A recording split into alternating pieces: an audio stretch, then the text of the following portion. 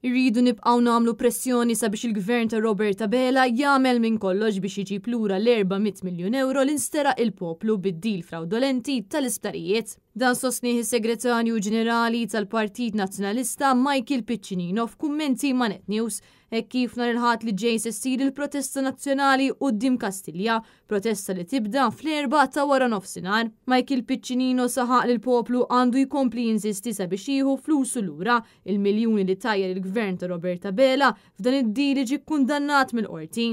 Il-protesta tal-ħadd li ġej ħadd tkun qed issir protesta nazzjonali sabiex ninsistu illi l-gvern jagħmel minn kollox biex iġib l-400 miljun euro illi tajna dan l-iskandlu lil Vital Stewart lura. Huwa fakkar li fis-sentenza tagħha l-qorti qalet li kien hemm kollużjoni bejn il-gvern u Stewart u l-Partit Nazzjonalista se jkompli jaħdem sakemm il-poplu Malti Wawċi jieħu flusu lura. Il-qorti qalet li l-gvern kien kompliċi fil-frodi u s-serq allura ta' flus il-poplu.